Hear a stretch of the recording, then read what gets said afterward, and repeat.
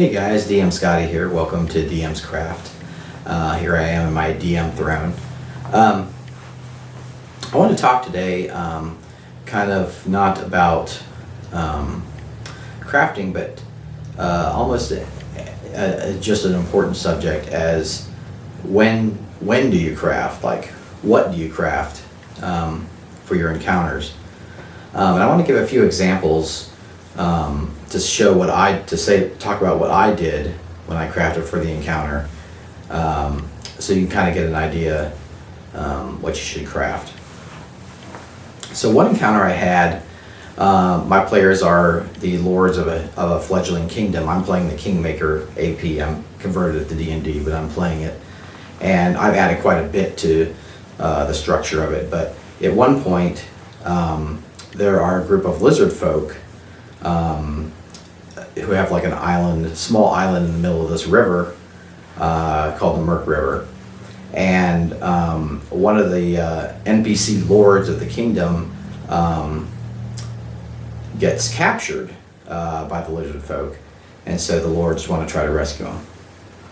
So, I could have built the whole, there's this whole palisade town that the lizard folk had. I could have built all that, and that'd be a lot of work.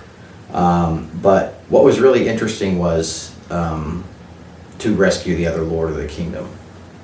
So what I did is we did the whole, or most of it, role play. So the players go to the location, they get across the river, and they're doing some scouting.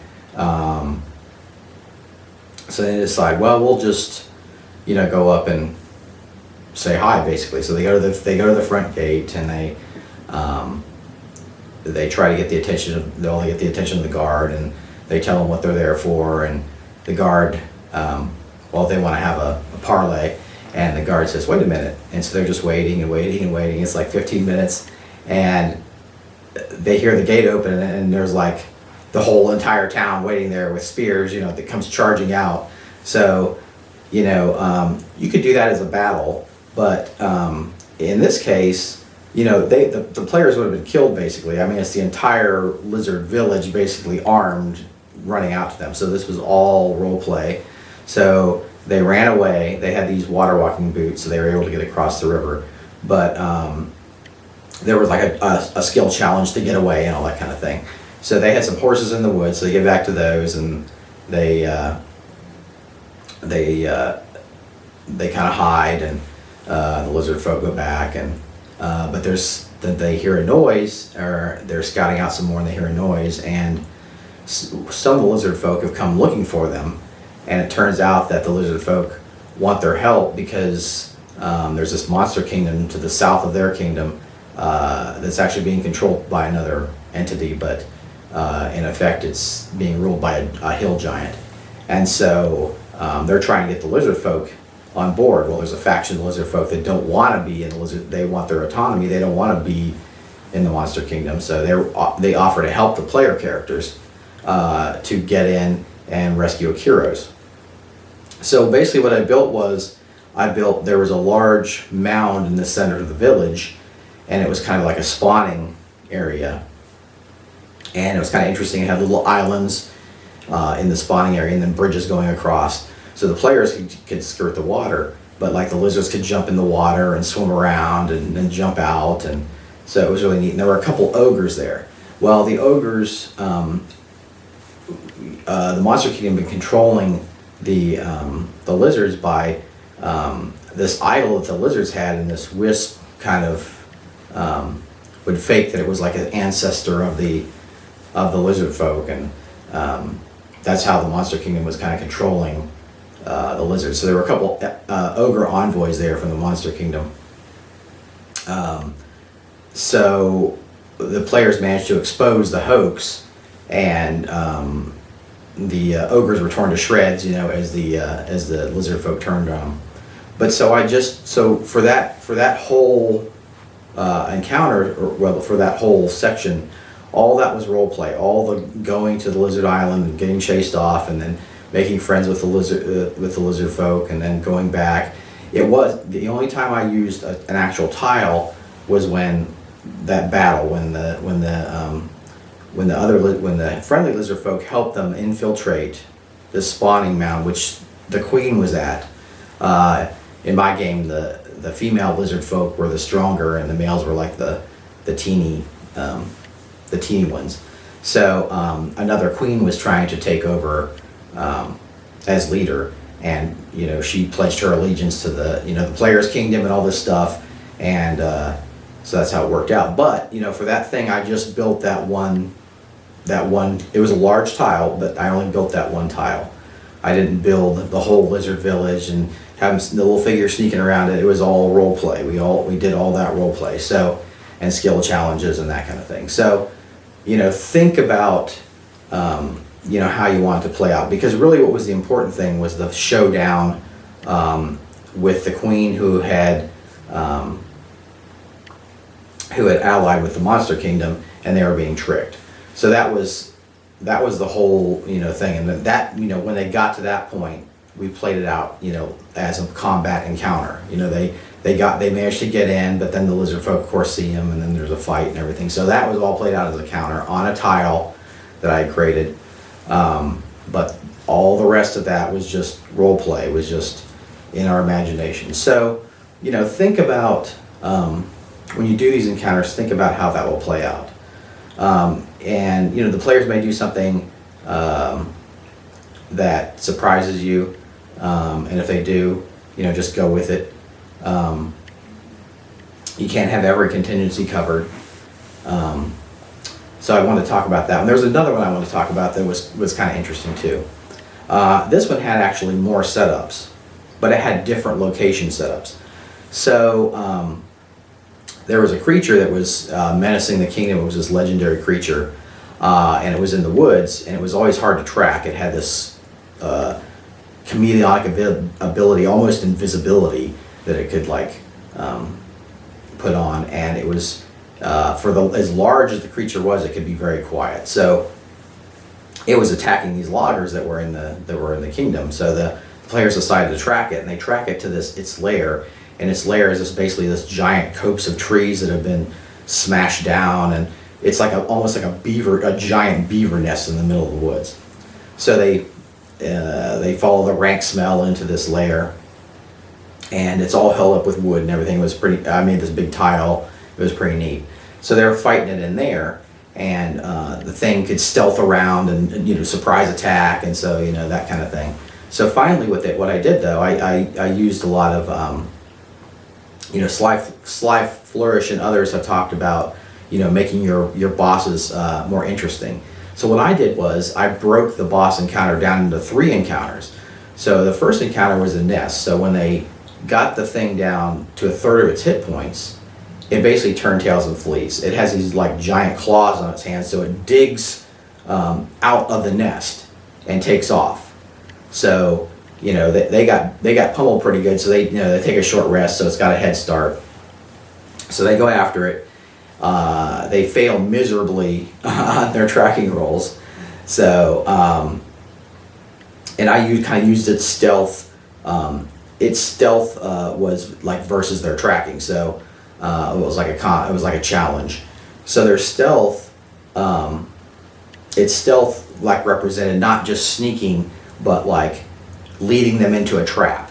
So it had another location where it had a trap. So they get to the location, and they rolled so bad they end up right in the trap. So basically the trap is like this resiny web sticky goo that the thing had spun, and when they step right into it, got caught in this. It was under the forest rubble, or forest brush, I should say. And when they step into it, it springs up, and they get trapped in it. And so basically what I did for that is I just made a circular disc, and then I used a glue gun and did a web thing, similar to the web video I've done, but I painted this goopy green. And I also had these cocoons that I made that I had around the area. And if they broke into the cocoon, there might be a monster in there that had not been dead yet, and would come out and hit the first thing that let it free, and then try to run off. well, I think I had like a mite and an ogre in cocoons, but I had some other cocoons that had like magic items and other things where the people had been killed or decomposed or whatever, but there was still like a magic item. So I had that, and that was fun. So when they got it down to another third of its hit points, it took off. So the players, rest up and get all ready, and then track it again. So it's got another head start. So they track it to this hillside, and basically they fail miserably again on their tracking rolls. So they're right in position of the creature's trap. The creature basically starts a landslide. So I had rock templates, and the rocks come crashing down the hillside, and a lot of them get hit by it and stuff like this. So they're chasing it around. They're chasing it around some more, and this is the final encounter. So it's down to its last 30 hit points. So they're chasing it around, and it's stealthing. And when it stealths, they have to try to find it, like I did in my one video of doing stealth. So because it's virtually invisible. So they're trying to chase it around. At one point, I had a tree model, and the creature tried to knock a tree over or down on the player character, which was fun. And the character managed to nimbly roll out of the way, but that was a fun effect. And so they finally beat it down and take its head. But so that's how I did the three. That boss fight. Basically, I broke it into 3 different locations, and I built each location. So I had the tile for its lair. I had the second part was like in the woods, so I had some woods bases, and then I had the web thing I made, the web template that was on the table, and they were all in it. And then I had the hillside, which I had built. I had some sparse trees, and I had some boulders and other things, but I had like the rock templates for so when the rocks came down, there was like the difficult terrain areas and all this kind of thing. So I actually built those 3 areas, and like I say, once you start when I say like once you start building stuff up, like the tree bases or anything, that's an easy thing. You just put the tree base down. You can use it for any other encounter you have. So basically, I just had the tree bases, those cocoons that I built, and I'm going to show how to build those at some point, and the web template that I used. So that was it, and I just had my green tablecloth. So that's it. But once you start building that up, like the rocks and the plants and all that stuff, you can just transport that to any encounter. So the last 2 encounters weren't much to build. The first one was a tile, so I had to make the tile. So think about the structure of things, and if you really need to build stuff, you don't need to build stuff for everything. If there's if they're having a chase through their town, I'm not going to build the whole town. You can just role play that out, and then if there's a location that they're trying to get to, you could have that ready. But a lot of that stuff you can just role play out. So really think. I wanted to show this to really think. You don't have to build everything. You don't have to make every single thing. If they're just going somewhere, or even they're just chasing someone, you can role play that, and they can still try to fight them. Throw stuff at them or shoot at them, shoot spells or whatever. But just all role play. You don't have to build it and then measure each person's run and then the other person's run. Just do it that way. So yeah, I'll if people are interested, I could talk. I have more encounters that I've done that have been this way. So if people are interested in this and would like to hear more, just let me know in the comments, and I can talk more about when I craft and when I don't. So thanks for joining me. DM Scotty here, and I'll see you next time on the DM's Craft.